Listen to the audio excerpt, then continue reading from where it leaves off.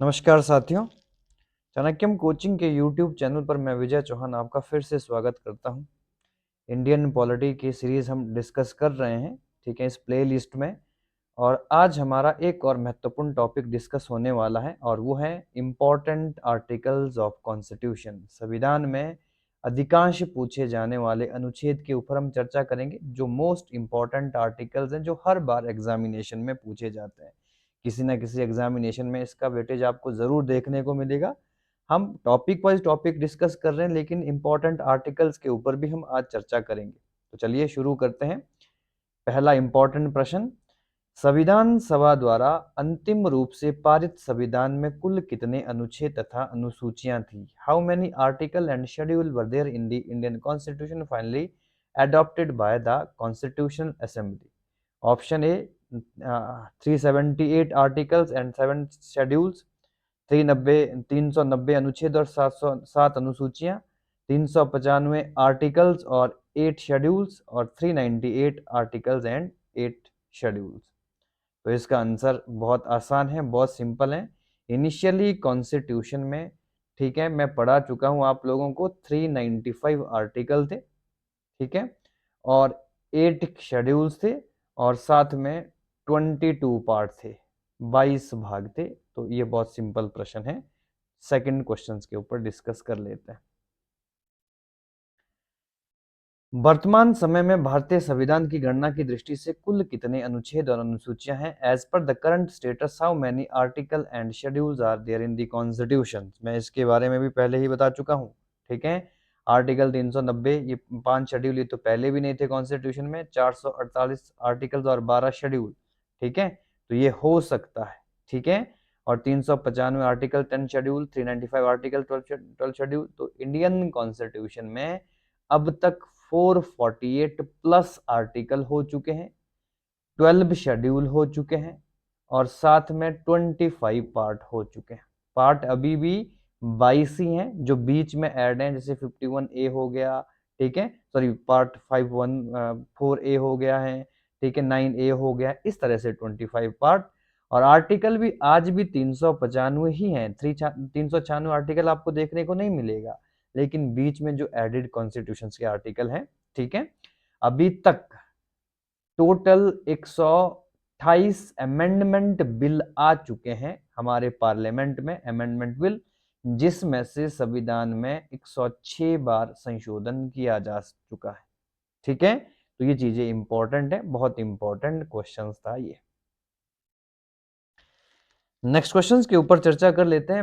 वर्तमान भारत में संविधान में धाराओं की कुल संख्या कितनी है? What is the total number of article at the present Indian constitution? तो क्वेश्चन रिपीट हो चुका है, इसके बारे में चर्चा हम नहीं करेंगे। नेक्स्ट क्वेश्चंस के ऊपर हम डिस्कशन करते हैं।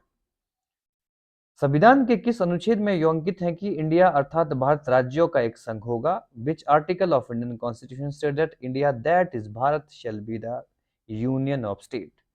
आर्टिकल 1, आर्टिकल 2, आर्टिकल 3, आर्टिकल 4, ठीक है।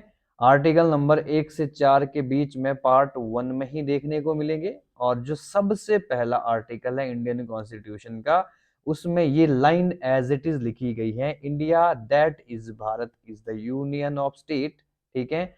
और इसमें भारत में कौन कौन से क्षेत्र होंगे उसकी चर्चा भी की गई है। फिर से यही क्वेश्चन रिपीट हो गया है। संविधान के अनुच्छेद 1 में भारत को क्या कहा गया है? How is India describe in the article 1 of the Indian constitution? Confederation, federation, या फिर confederation with the strong unitary बायस, या यूनियन ऑफ स्टेट, तो राज्यों का एक संघ, ठीक है। ये प्रश्न फिर से रिपीट हो गया है, ठीक है। नेक्स्ट क्वेश्चंस के ऊपर चर्चा कर लेते हैं। भारतीय संविधान के किन अनुच्छेदों में नागरिकता संबंधी प्रावधान है? Which article of Indian constitution deal with the provision related to citizenship? Article number 1 से 5, 5 से 11, 12 से 35, 36 से 51। तो 1 से 5 में क्या है? यूनियन एंड स्टेट्स है, ठीक है। ये पार्ट 1 है कॉन्स्टिट्यूशन का। इसमें क्या है? सिटीजनशिप है, ठीक है। ये पार्ट 2 है इंडियन कॉन्स्टिट्यूशन का, इसमें क्या है? ठीक है, फंडामेंटल राइट है। ये पार्ट 3 है इंडियन कॉन्स्टिट्यूशन का। और ये इसमें क्या है? डीपीएसपी है, directive principal of state policy है। ये पार्ट 4 है इंडियन कॉन्स्टिट्यूशन का। तो आंसर हो चुका है 5 से लेके 11 में, ठीक है, नागरिकता संबंधी प्रावधान दिए गए हैं। ठीक है, नेक्स्ट क्वेश्चन के ऊपर चर्चा कर लेते हैं। भारतीय संविधान में नागरिकों को मूल अधिकार किन अनुच्छेदों द्वारा प्रदान किए गए हैं? Which article of Indian constitution guarantee fundamental right to the Indian citizenship? ठीक है, 12 से 35, 12 से 30, 15 से 35 या 14 से 32? तो पार्ट 3 हम ऑलरेडी डिस्कस कर चुके हैं। 12 से 35 तक आपको फंडामेंटल राइट देखने को मिलेंगे इंडियन कॉन्स्टिट्यूशन में। तो ये क्वेश्चंस भी मैं पहले ही डिस्क्राइब कर चुका हूं। आरक्षण प्रदान करने के लिए केंद्र सरकार को अधिकार किस अनुच्छेद में दिया गया है? Which article empower the central government to provide reservation in job and educational institution for weaker section? Article number 14, article 16, article 17, article number 23। 14 में इक्वेलिटी बिफोर लॉ का कंसेप्ट है। 16 में अपॉर्चुनिटी ऑफ एम्प्लॉयमेंट की बात करेंगे हम, और 17 में आपका अनटचेबिलिटी है, और 1923 में आपको देखने को मिलेगा, ठीक है, जो एक्सप्लॉयटेशन से रिलेटेड है, यानी कि जो ह्यूमन ट्रैफिकिंग की बात की गई है, वो इसमें देखने को मिलेगी। तो आंसर बहुत सिंपल है। आर्टिकल 16 के तहत रिजर्वेशन की बात भी की गई है। आर्टिकल 16 केवल इतना नहीं कहता कि आपको अपॉर्चुनिटी मिलेगी, आपके इसको लगभग 6 क्लॉज पढ़ने पड़ेंगे। 16 का क्लॉज नंबर 1, 2, 3, 4, 5, 6, तो 6 क्लॉज है टोटल इसमें, जिसमें आगे चलकर आपको एजुकेशनली और, ठीक है, एजुकेशन तथा एम्प्लॉयमेंट में रिजर्वेशन की बात भी देखने को मिलेगी। नेक्स्ट क्वेश्चन के ऊपर चर्चा। भारतीय संविधान का कौन सा अनुच्छेद अस्पृश्यता का उन्मूलन की बात करता है? Which article of Indian constitution abolish untouchability and forbid it's practice? ठीक है, 15, 16, 17, 18। तो ये सारे आर्टिकल्स किससे संबंधित हैं? ठीक है, किससे संबंधित है? फंडामेंटल राइट से। और सभी के सभी किससे संबंधित है? जो आर्टिकल नंबर 14 से 18 के बीच में आता है, ठीक है, उसको बोलते हैं राइट टू इक्वालिटी, समानता का अधिकार। ठीक है, 15 में नो डिस्क्रिमिनेशन है, 16 में अनएम्प्लॉयमेंट की बात करता है, 17 में अनटचेबिलिटी की बात करता है, और 18 में टाइटल्स की बात करता है। तो आंसर होने वाला है 17, ठीक है, अनटचेबिलिटी का प्रावधान अनुच्छेद नंबर 17 में दिया गया है। इसकी चर्चा भी इंडियन पॉलिटी में बहुत इंपॉर्टेंट करनी होती है। नेक्स्ट क्वेश्चन, राष्ट्रपति के पुनः निर्वाचन की योग्यता किस अनुच्छेद में निर्धारित है? Which article specify the eligibility for re election to the office of the president? 52, 54, 55, 57। ठीक है, तो article number 52 post of president है। आर्टिकल नंबर 54 में, ठीक है, आर्टिकल नंबर 54 में आपको देखने को मिलेगा, ठीक है, इसमें आपको इलेक्शन सिस्टम ऑफ इलेक्शन, ठीक है, इलेक्शन ऑफ प्रेसिडेंट देखने को मिलेगा। 55 में इलेक्शन मेथड देखने को मिलेगा, और 57 में री इलेक्शन देखने को मिलेगा। भारत के राष्ट्रपति को जितनी मर्जी बार चाहो, ठीक है, उसको राष्ट्रपति चुन सकते हो। अनुच्छेद 57 ये स्पष्ट कर सकता है। ठीक है, नेक्स्ट क्वेश्चंस के ऊपर चर्चा कर लेते हैं। बहुत इंपॉर्टेंट प्रश्न है सभी के सभी। भाषण एवं अभिव्यक्ति की स्वतंत्रता किस अनुच्छेद में दी गई है? Which article guarantee right to freedom of speech and expression? 19, 20, 21, 22। ठीक है, 19 का जो आर्टिकल है ये स्पीच की बात करता है। ठीक है, सारे के सारे ये फ्रीडम के ही है, ठीक है, राइट टू फ्रीडम के ही है। आर्टिकल नंबर 20 इसमें, ठीक है, इसमें जो ये क्रिमिनोलॉजी से संबंधित है कि अगर आपको किसी केस में अरेस्ट किया जाता है तो आपके पास क्या क्या राइट रहेंगे, ठीक है, उसकी चर्चा है। 21 में right to live and right to personal freedom की बात करता है, और 22 में बात करता है, ठीक है, किसकी? ये भी क्रिमिनोलॉजी से ही संबंधित है कि अगर आपको अरेस्ट किया जाता है तो आपके पास क्या क्या अधिकार रहेंगे। ठीक है, तो इंपॉर्टेंट 19 क्या बोलता है? आपका फ्रीडम ऑफ स्पीच है।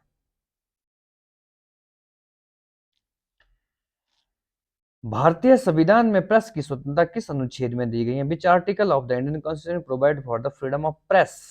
14 है, 25 है, 21A है, 19 का 1 है।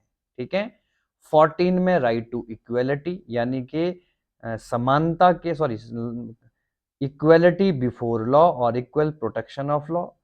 25 में ये रिलीजन का कंसेप्ट है कि आप किसी भी धर्म को अपना सकते हैं, किसी भी धर्म को मान सकते हैं, ये रिलीजियस फ्रीडम की बात करता है। 21A ये आपका, ठीक है, एजुकेशनल राइट देता है, राइट टू एजुकेशन देता है, और 19.1 देता है फ्रीडम ऑफ प्रेस, ठीक है। 19.1 में ही बोलने की स्वतंत्रता है, तो प्रेस का काम भी बोलना है, तो 19 का क्लॉज नंबर 1 इसका आंसर होगा। बच्चों के शोषण से संबंधित अनुच्छेद कौन सा है? Which article relate to the protection of child from exploitation? 17 है, 19 है, 23 है, 24 है, ठीक है। 17 में आपको पहले ही बता चुका हूं, अनटचेबिलिटी। 19 freedom of expression. 23, ठीक है, ये आपका है ह्यूमन ट्रैफिकिंग, ठीक है, ह्यूमन ट्रैफिकिंग यानी कि जो आपका बाल श्रम, बलात् श्रम जिसकी बात करता है, ठीक है, उसकी चर्चा, यानी कि मानव तस्करी पर रोक लगाता है। और 24 आपका है चाइल्ड लेबर, ठीक है। तो चाइल्ड लेबर को भी प्रोहिबिटेड करता है आर्टिकल नंबर 24 में, ठीक है। इंपॉर्टेंट बात ये है। नेक्स्ट क्वेश्चन, अल्पसंख्यकों के हितों की रक्षा से संबंधित अनुच्छेद कौन सा है? Which article ensure the protection of the interest of minorities? ठीक है। 32 में क्या है? ये आपका छठा मौलिक अधिकार है, इसको बोलते हैं राइट टू कॉन्स्टिट्यूशनल रेमेडीज, संवैधानिक उपचार, ठीक है। और 29 क्या है? Protection of the interest of minority, ठीक है। 19 आपका फ्रीडम ऑफ एक्सप्रेशन हम पढ़ चुके हैं। 14 इक्वेलिटी बिफोर लॉ पढ़ चुके हैं। तो 29 से 30 के बीच में क्या है? ये दोनों ही आर्टिकल्स माइनॉरिटी से संबंधित है, एजुकेशनल और कल्चरल राइट का पार्ट है। सर्वोच्च न्यायालय नागरिकों को मौलिक अधिकारों की रक्षा किस अनुच्छेद के तहत करता है? Under which article does the supreme court protect the fundamental right of the citizen? 74, 61, 54, 32, ठीक है। 74 इसमें आपको प्राइम मिनिस्टर देखने को मिलेगा। 61 में इसमें आपको देखने मिलेगा प्रेसिडेंट का रिमूवल प्रोसेस, अगर राष्ट्रपति को पद से हटाना है। 54 में मिलेगा प्रेसिडेंट इलेक्शन, ठीक है। और 32 में मिलेगा राइट टू कॉन्स्टिट्यूशनल रेमेडीज। इसी के तहत सुप्रीम कोर्ट लोगों के मौलिक अधिकारों की रक्षा करता है। नेक्स्ट क्वेश्चंस के ऊपर चर्चा कर लेते हैं। नीति निर्देशक तत्व संविधान के किन अनुच्छेदों में वर्णित हैं? Which article contain the directive principle of state policy? 33 से 40, 34 से 48, 36 से 51, 37 से 52, ठीक है। 33 से 46 कोई पार्ट कॉन्स्टिट्यूशन में नहीं है। 34 से 48 भी कोई पार्ट नहीं है। 36 से 51 आपको पार्ट नंबर 4 देखने को मिलेगा, ठीक है, पार्ट नंबर 4 देखने को मिलेगा। और इसमें आर्टिकल 36 से 51 directive principle of state policy के बारे में चर्चा की गई है। तो आंसर होने वाला है 36 से लेके 51। बहुत सिंपल प्रश्न है, लेकिन अगर आपने पढ़े हैं, ठीक है, या अगर आप पढ़ रहे हो इन चीजों को, तो चीजें बड़ी आसान रह जाती। कल्याणकारी राज्य की अवधारणा किस अनुच्छेद में दी गई है? ठीक है, which article describe the concept of welfare state? Article number 31, article number 39, article number 49, article number 51। 31 ये राइट टू प्रॉपर्टी था, ठीक है, अब नहीं है, राइट टू प्रॉपर्टी खत्म हो चुका है, ठीक है। और 39 में ये direct principle of state policy है। डायरेक्टिव प्रिंसिपल स्टेट पॉलिसी का मतलब ही है to make a welfare state. तो आंसर आपका सिंपल रूप से ये होने वाला है। 49 में, ठीक है, ये भी directive principle of state policy का ही टाइप है, लेकिन इसमें बात करता है कि जो स्टेट है, स्टेट विल प्रोटेक्ट, ठीक है, हिस्टोरिकल मॉन्यूमेंट्स, ठीक है, राष्ट्रीय धरोहरों की रक्षा करेगा राज्य। और 51 में लिखा हुआ है, ये भी डीपीएसपी का ही पार्ट है, ठीक है, डीपीएसपी का ही पार्ट है। तो ये कहता है कि स्टेट क्या करेगा, ठीक है, इंटरनेशनल पीस एंड सिक्योरिटी को कायम करेगा, ठीक है। तो ऐसे जो ये कल्याण वेलफेयर स्टेट की जो अवधारणा देखने को मिलती है, ये कॉन्स्टिट्यूशन के आर्टिकल नंबर 38 में देखने को मिलेगी, अगर हम इसको प्रॉपर तरीके से डिस्कस करें। लेकिन 38 नहीं है, तो हम 39 के साथ जा सकते हैं। नेक्स्ट क्वेश्चंस के ऊपर चर्चा कर लेते हैं। ग्राम पंचायतों के गठन का निर्देश किस अनुच्छेद में दिया गया है? Which article give direction to the form gram panchayat? 51 है, 32 है, 37 है, 40 है।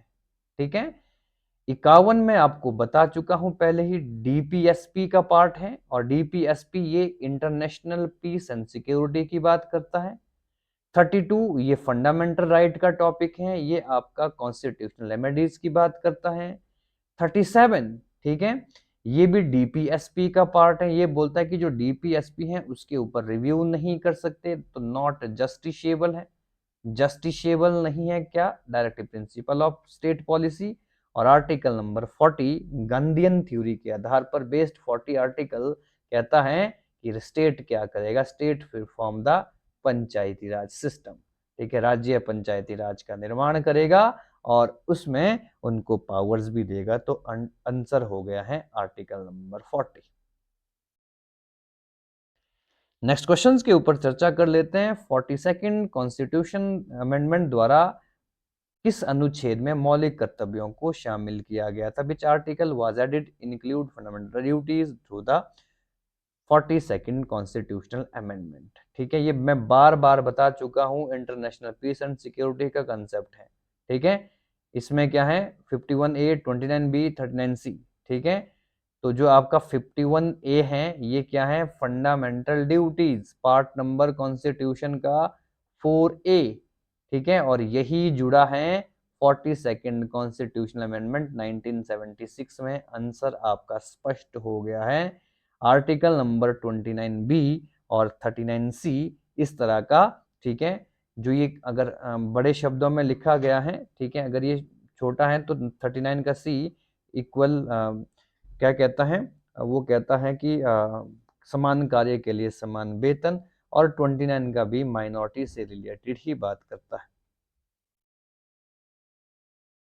ठीक है, नेक्स्ट क्वेश्चंस के ऊपर चर्चा कर लेते हैं। ठीक है, मौलिक कर्तव्यों की चर्चा भारतीय संविधान के किस अनुच्छेद में की गई है? Which article of Indian constitution discuss the fundamental duties? तो मैं बता ही चुका हूं, 50A का कोई कंसेप्ट हमको देखने को नहीं मिलता है। 51 इंपॉर्टेंट आर्टिकल है, इसकी चर्चा प्रीवियस क्वेश्चन में हम कर चुके हैं, तो यहां पर इसके बारे में ज्यादा चर्चा होगी नहीं। नेक्स्ट इंपॉर्टेंट प्रश्न है सभी के सभी। संघ की कार्यपालिका शक्ति राष्ट्रपति में निहित होगी, जिनका प्रयोग वह स्वयं या अपने अधिकारियों के द्वारा करेगा। The executive power of the union shall be vested in the president and shall be exercised by him either directly or through officer subordinate to him. ये अवधारणा किस में दे रखी है? 51, 52, 53, 54। ठीक है, फिर से बता रहा हूं, 51 आर्टिकल में इंटरनेशनल पीस एंड सिक्योरिटी की बात करता है, डीपीएसपी का पार्ट है ये। 52 पोस्ट ऑफ प्रेसिडेंट की बात करता है कि देश के अंदर एक राष्ट्रपति होगा, और 53 कहता है उस राष्ट्रपति के पास एग्जीक्यूटिव पावर्स होगी, जिनका प्रयोग वह खुद या फिर खुद करेगा या अपने अधिकारियों के द्वारा करेगा। हमारा प्रश्न स्पष्ट हो चुका है, और जो आर्टिकल नंबर 54 में बार बार बता रहा हूं, ये जो आर्टिकल है ये इलेक्शन ऑफ प्रेसिडेंट की बात करता है। नेक्स्ट क्वेश्चन, भारत के संविधान के किस अनुच्छेद के अंतर्गत राष्ट्रपति पर महाभियोग चलाया जा सकता है? ठीक है, under which article of the Indian constitution can impeachment proceeding be, ठीक है, initiated against the president? Article 61, article number 75, article number 76, article number 85। तो एक एक करके डिस्कस कर लेते हैं। आर्टिकल नंबर जो 85 है, इसमें प्रेसिडेंट के पास पावर है, ठीक है, कि वो, ठीक है, जो संविधान, जो आपके पार्लियामेंट के सेशन है उनको ऑर्गेनाइज करे, उनको कॉल करे। आर्टिकल नंबर 76 में अटॉर्नी जनरल ऑफ इंडिया की पोस्ट हम पढ़ेंगे। आर्टिकल नंबर 75 में जो काउंसिल ऑफ मिनिस्टर हैं उनकी अपॉइंटमेंट किसके द्वारा होगी? प्रेसिडेंट के द्वारा होगी। तो आर्टिकल नंबर 61 इम्पीचमेंट प्रोसीजर है राष्ट्रपति का, जिसके तहत उसको पद से हटाया जा सकता है। तो ये हमारा आंसर हो गया है। नेक्स्ट क्वेश्चंस की चर्चा कर लेते हैं। उपराष्ट्रपति पद का प्रावधान संविधान के किस अनुच्छेद में है? The provision for the post of vice president is mention under which article of Indian constitution? 52, 53, 63, 76। I think 52 भी मैं आपको बार बार पढ़ा चुका हूँ, 53 भी मैंने इससे पहले पढ़ा दिया, ठीक है, 76 भी मैंने आप लोगों को पढ़ा दिया, और बचा कौन सा हमारे पास? आर्टिकल नंबर 63, जिसमें post of vice president given है, ठीक है, तो ये होता है आपका आंसर।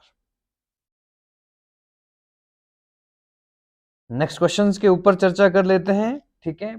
मंत्रीगण सामूहिक रूप से लोकसभा के प्रति उत्तरदायी होते हैं, यह प्रावधान किस अनुच्छेद में?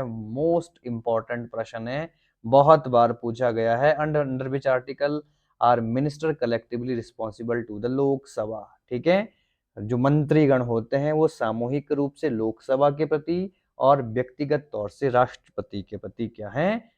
उत्तरदायी है। Article number 73, article number 74, article number 75, article number 76, ठीक है। तो आर्टिकल नंबर 73 में, ठीक है, इसमें आपका, ठीक है, 73 में इस चीज का जिक्र नहीं मिलता है। आर्टिकल नंबर 71 कहता है कि जो राष्ट्रपति और उपराष्ट्रपति के विवाद है, 72 में पावर्स है प्रेसिडेंट की। तो आर्टिकल नंबर 74 में हम पढ़ते हैं प्राइम मिनिस्टर के बारे में, और 75 में मंत्रिमंडल के बारे में पढ़ते हैं, और 76 में हम पढ़ते हैं अटॉर्नी जनरल ऑफ इंडिया के बारे में। तो आर्टिकल नंबर 75 का क्लॉज नंबर 3 हमको पढ़ना पड़ेगा, जिसमें प्रॉपर तरीके से ये मेंशन है कि जो मंत्रीगण हैं सामूहिक रूप से लोकसभा के प्रति उत्तरदायी होते हैं, ठीक है। बड़े एग्जामिनेशन में इसका क्लॉज भी पूछा जाएगा। मंत्रिपरिषद के गठन के बारे में आधारभूत नियम संविधान के किस अनुच्छेद में है? Which article laid on the basic rules of the formation of the council of minister? 26, 32, 75, 356, ठीक है। तो 26 फंडामेंटल राइट का पार्ट है, रिलीजियस फ्रीडम की बात इसमें होती है, ठीक है। ये भी फंडामेंटल राइट की बात होती है, इसमें भी हम पढ़ चुके हैं इसके बारे में भी, ठीक है। कॉन्स्टिट्यूशनल रेमेडीज की बात है। आर्टिकल नंबर 75 ही वो आर्टिकल है जो काउंसिल ऑफ मिनिस्टर्स की बात करता है, उनके अपॉइंटमेंट की बात करता है, ठीक है। और आर्टिकल नंबर 356 में तो हमारी स्टेट इमरजेंसी आती है। नेक्स्ट क्वेश्चन, भारत के महान न्यायवादी की नियुक्ति से संबंधित अनुच्छेद कौन सा है? Which article deals with the appointment of the attorney general of India? 53, 63, 76, 79, ठीक है। तो आई थिंक 53 में बार बार पढ़ा चुका हूं आपको, ठीक है। एग्जीक्यूटिव पावर ऑफ प्रेसिडेंट है इसमें। आर्टिकल नंबर 63 में है, ठीक है, पोस्ट ऑफ वाइस प्रेसिडेंट।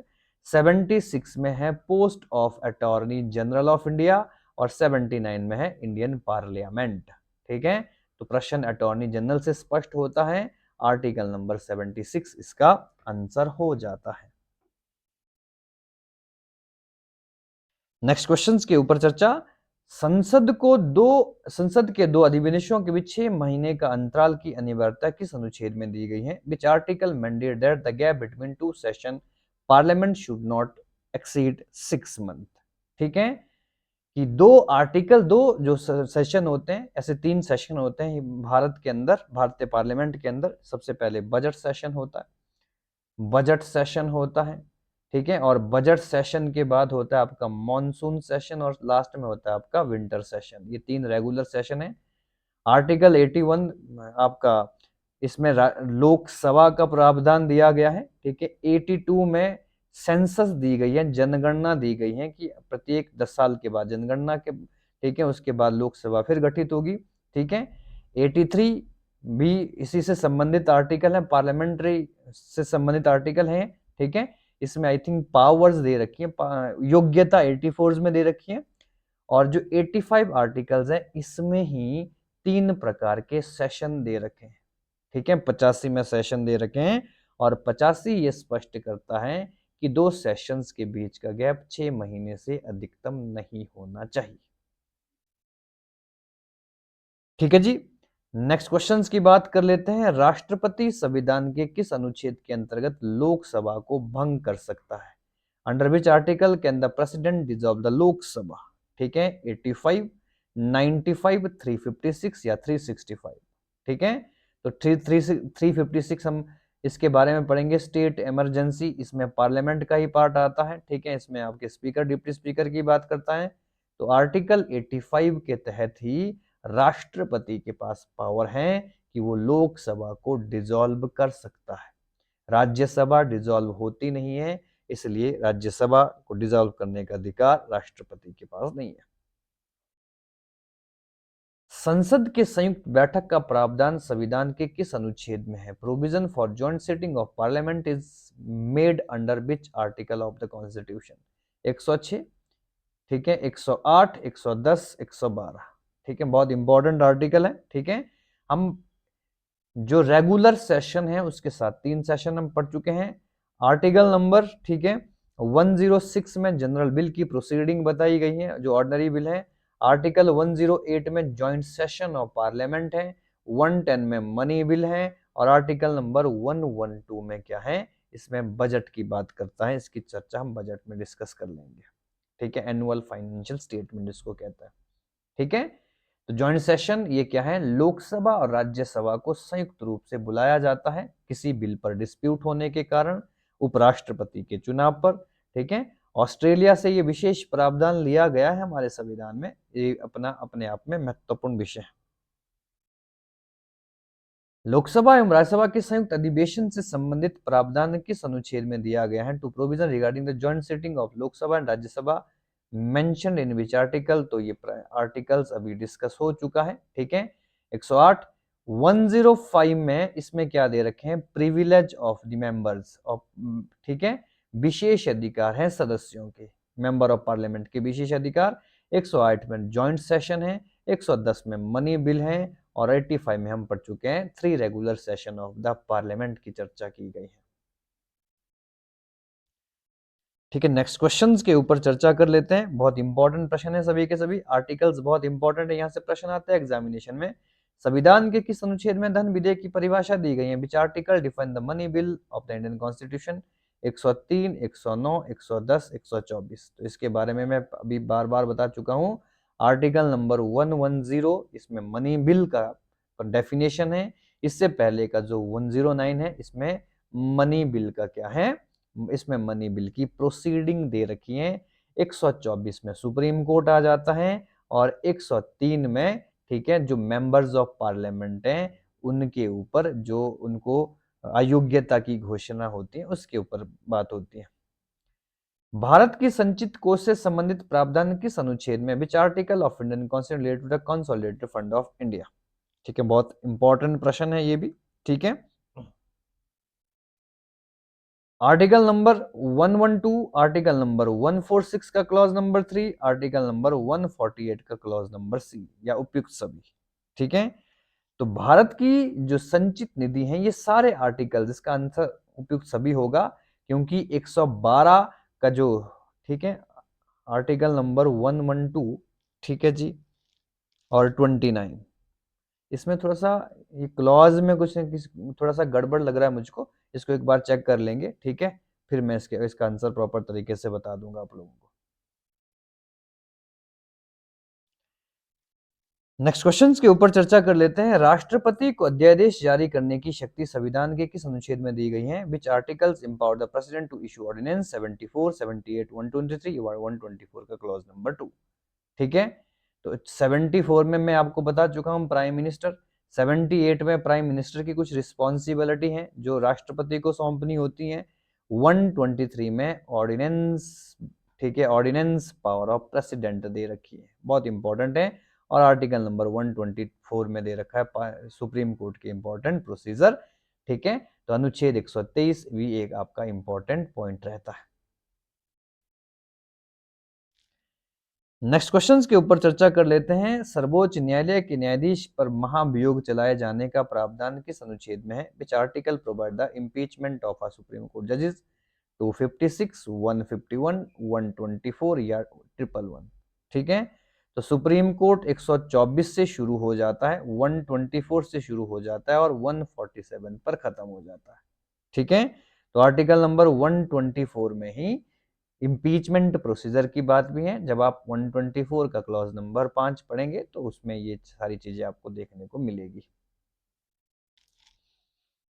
राष्ट्रपति सर्वोच्च न्यायालय से परामर्श किस अनुच्छेद के अंतर्गत लेता है? Under which article can president seek advice from the supreme court? बहुत इंपॉर्टेंट प्रश्न है ये। 123, 352, 312, ठीक है, 143, ठीक है। तो आर्टिकल नंबर 122 ये प्रेसिडेंट की ऑर्डिनेंस पावर्स है। 352 इसमें हम पढ़ चुके हैं, नेशनल इमरजेंसी की बात करता है। 312 ये आपका ब्यूरोक्रेसी से संबंधित आर्टिकल, सॉरी ये आर्टिकल आपका यूपीएससी से संबंधित है, ठीक है। और 143 ये बहुत इंपॉर्टेंट है, ठीक है, इसको बोलते हैं advisory jurisdiction of supreme court, ठीक है। राष्ट्र सुप्रीम कोर्ट की सलाहकारी शक्ति, जब भी किसी कानून को समझने में प्रॉब्लम होती है देश के अंदर, तो राष्ट्रपति सबसे पहले किसकी तरफ देखता है? तो राष्ट्रपति सुप्रीम कोर्ट से मदद मांगता है आर्टिकल नंबर 143 के तहत। नेक्स्ट क्वेश्चन, सर्वोच्च न्यायालय अपने निर्णयों का पुनर्अवलोकन करने की शक्ति किस अनुच्छेद के अंतर्गत रखता है? Which article empower the supreme court to review to own judgement और ऑर्डर्स? 138, 139, 137, 143, ठीक है। तो 143 में आपको पहले ही पढ़ा चुका हूं, एडवाइस जुरिडिक्शन है। 139 में अपीलेट जुरिडिक्शन है, ठीक है। 138 में भी सिविल मामलों में है, अपीलेट की अपील की बात करता है। तो 137 ही वो इंपॉर्टेंट आर्टिकल है जिसके तहत सुप्रीम कोर्ट अपने निर्णयों के विरुद्ध भी रिव्यू कर सकता है, ठीक है, खुद के निर्णयों के ऊपर भी रिव्यू कर सकता है।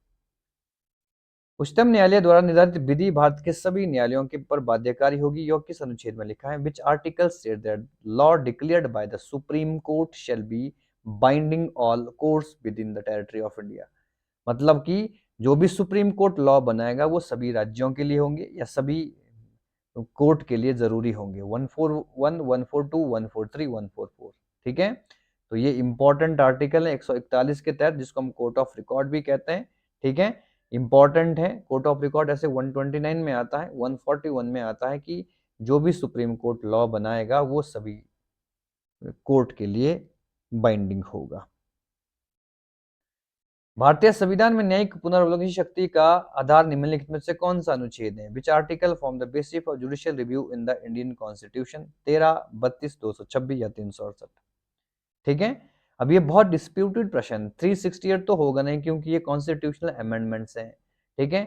226 में हाई कोर्ट का, ठीक है, रिट जुरिडिक्शन है, ठीक है, रिट जुरिडिक्शन है हाई कोर्ट का। 32 में हमारा फंडामेंटल राइट और सुप्रीम कोर्ट का रिट जुरिडिक्शन है, ठीक है। और 13 में जुडिशियल रिव्यू की बात की गई है। तो आप इसको आंसर नहीं कर सकते हो, आर्टिकल नंबर 32 है। आधार क्या है, बेस क्या है? तो वो आर्टिकल नंबर 32 है जिसके तहत आप सुप्रीम कोर्ट में जा सकते हो, और सुप्रीम कोर्ट आर्टिकल नंबर 13 के तहत उसके ऊपर रिव्यू करता है, ठीक है। इनिशियली बेस तो 32 होगा।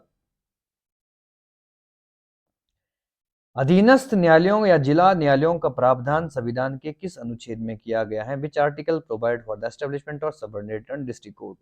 231, 233, 131, 143, ठीक है। तो इंपॉर्टेंट है ये पार्ट, तो पार्ट नंबर तो आपका 6 ही आता है, 6 ही आता है, ठीक है। और इसमें कौन सा आता है, ठीक है, ये कहां से कहां तक? ये आर्टिकल नंबर, ठीक है, आर्टिकल नंबर 232 से लेकर, ठीक है, 237 तक आता है। तो यहां पर हम देख लेते हैं 233, ठीक है। अनुच्छेद नंबर 233 आपका आंसर होने वाला है, ठीक है। नेक्स्ट क्वेश्चन, संविधान का कौन सा अनुच्छेद संसद या राज्य विधानमंडलों द्वारा बनाए गए कानून पर संवैधानिक प्रावधानों को प्राथमिकता प्रदान करता है? ठीक है, which article of Indian constitution gives supremacy to constitutional provision over laws made by parliament or state legislature? अर्थात प्रश्न ये है कि अगर जो विधानसभा है, संसद है, अगर वो कोई कानून बनाते हैं तो सुप्रीम कोर्ट क्या उन कानूनों को चैलेंज कर सकता है? अगर कर सकता है तो कहां पर ये बात लिखी है, कौन से अनुच्छेद में लिखी है, ये प्रश्न है। तो प्रश्न ऑप्शन है 13, ऑप्शन है 32, ऑप्शन है 245, ऑप्शन है 326। तो जुडिशियल रिव्यू की पावर आर्टिकल नंबर 13 में दे रखी है। तो आर्टिकल नंबर 13 ही वो प्रावधान देता है सुप्रीम कोर्ट को कि अगर संसद ने भी कानून बनाया है, पार्लियामेंट ने भी कानून बनाया, कोई भी कानून, सुप्रीम कोर्ट उसको चैलेंज कर लेगा। ठीक है, तो आज की क्लास के 40 क्वेश्चंस कंप्लीट होते हैं। नेक्स्ट क्लास में रिमेनिंग 40 क्वेश्चंस हम फिर पढ़ेंगे जो आर्टिकल रिलेटेड रहेंगे। उसके बाद हम, ठीक है, प्रॉपर तरीके से टॉपिक वाइज और डिस्कस करना शुरू कर लेंगे। अगर आप हमारे चैनल पर नए हैं, सब्सक्राइब करें, शेयर करें, लाइक करें। बहुत बहुत धन्यवाद।